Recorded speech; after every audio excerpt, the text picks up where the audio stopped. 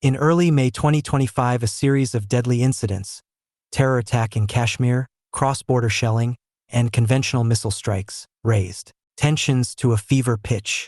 Reuters reports called one recent exchange the worst clash in more than 2 decades between the nuclear-armed neighbors, with Pakistan vowing retaliation after losing 26 civilians to Indian strikes.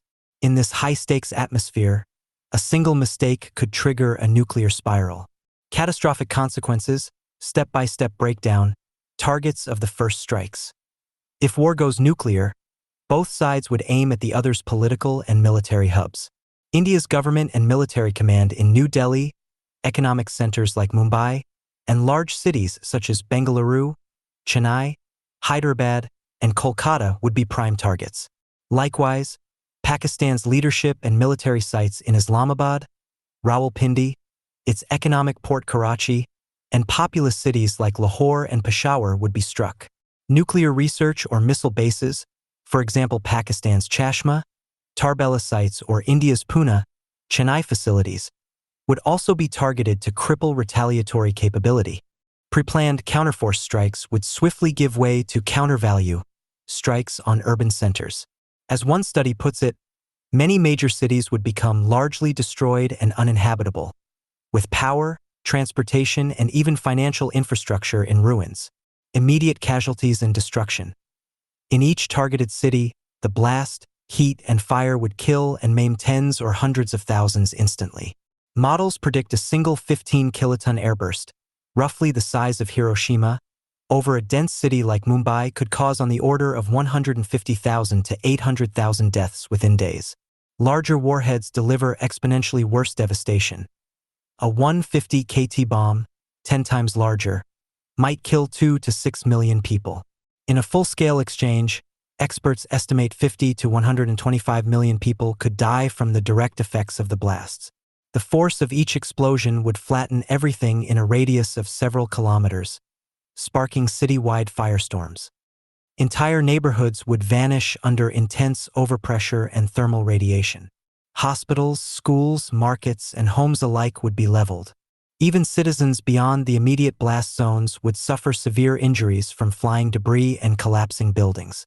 The air would fill with dust and smoke, making survival outside immediate shelters unlikely. For scale, simulations show that even a 25 KT detonation flattens everything within 1.6 km and spreads lethal fallout for 50+ kilometers.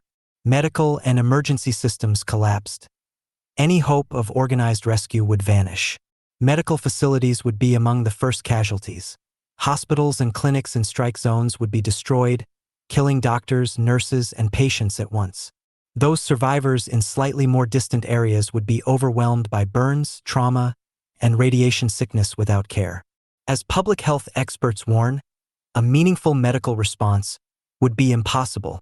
Fire trucks, ambulances, and medical supplies would be annihilated by blasts or left inaccessible under rubble. Critical infrastructure, power, water, fuel, and communications would fail at exactly the worst moment.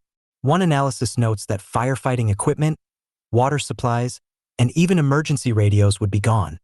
So fires would rage unchecked and survivors would have no way to call for help. With roads and bridges crumbled, transporting the wounded to any functioning hospital would be utterly impossible.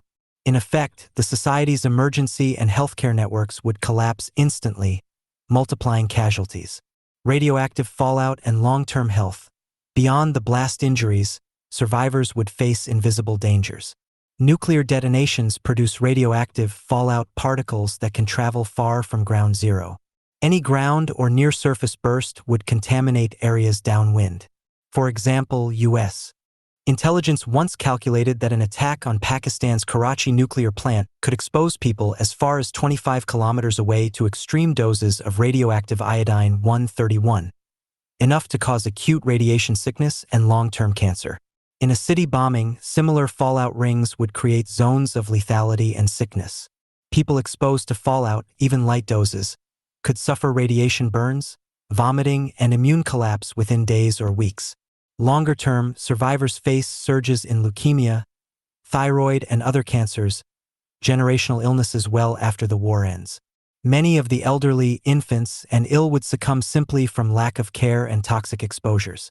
And because the same infrastructure that would measure radiation is destroyed, the injured would not even know if their wounds are poisonous. In short, radiation turns wounded cities into death traps in the following months. Environmental and agricultural fallout. The fires set by nuclear blasts would loft vast quantities of soot into the upper atmosphere. Scientists estimate that, in this scenario, 5 million tons of black carbon could rise up to the stratosphere from burning cities. Once aloft, the soot spreads around the globe, blocking sunlight. Models predict global temperatures could drop by 1–2 degrees C for years. Crops worldwide would fail in unprecedented fashion. Even 5 years out, staple production, wheat, rice, corn, soy, could be 10–30% below normal. One study bluntly warns that such a regional nuclear war would exceed the largest famine in documented history. Across continents, spring and summer would arrive late and cold. Many farming regions would suffer frosts or droughts. The map illustrates projected maize yield changes. Much of the mid-latitudes, North America, Europe, Asia, see drastic losses, while only a few tropical areas gain slight benefits.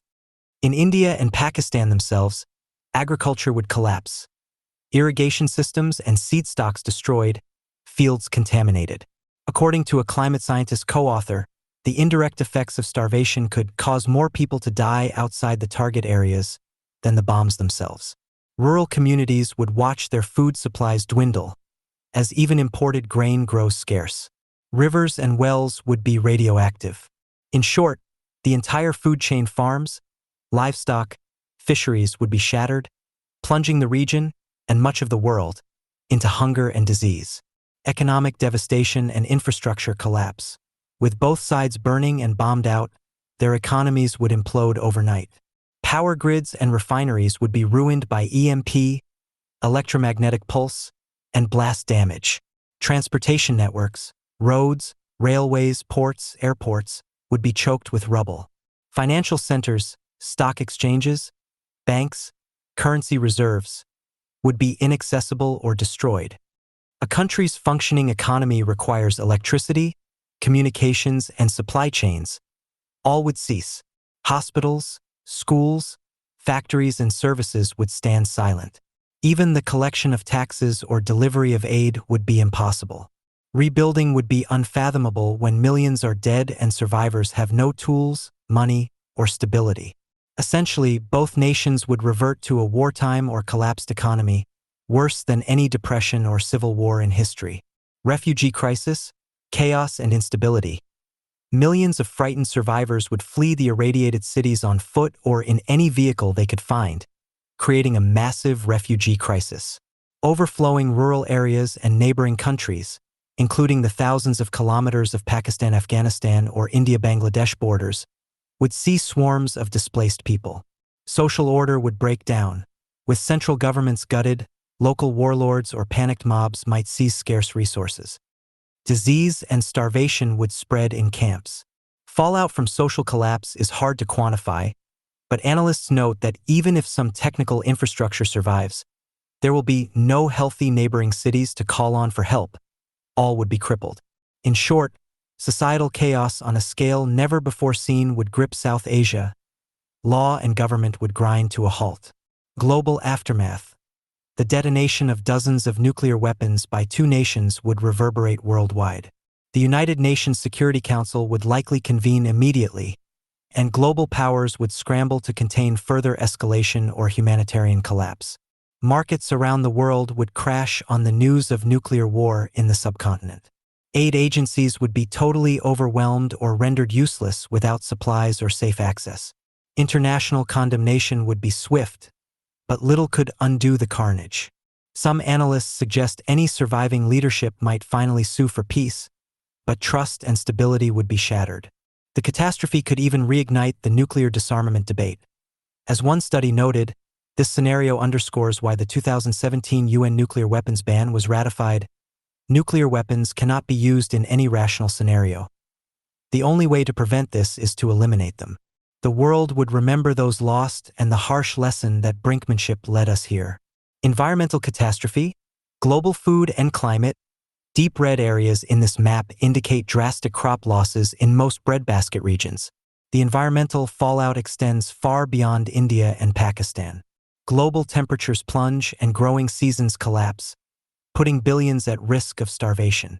For example, staple harvests in Russia and North America could fall by up to 50%. Many vulnerable countries in Asia and Africa would face catastrophic shortages. Governments could hoard what little grain remains, triggering mass hunger. As climate scientist Alan Robach warns, as horrible as the direct effects of nuclear weapons would be, more people could die outside the target areas due to famine. In short, a seemingly regional war would sow a global hunger. Staple crop production in South Asia would collapse in nuclear winter, threatening famine. In India and Pakistan, millions of farmers would see their crops fail entirely. Monsoon rains would be disrupted by soot, and intense cold snaps would wipe out heat-loving crops. Food aid from abroad might never arrive, as ships and planes fear radioactivity, and global supplies are strained. This new map and images of struggling farms remind us that even fields and villages far from the blasts would feel the war's deadliest bite. The image that emerges is horrifying. Once bustling cities gone, tens of millions dead or dying, and billions more thrust toward starvation and chaos. Personal stories abound in hindsight. Parents buried alive in craters, children orphaned by radiation, refugees dying of thirst in fields. The scars would last generations.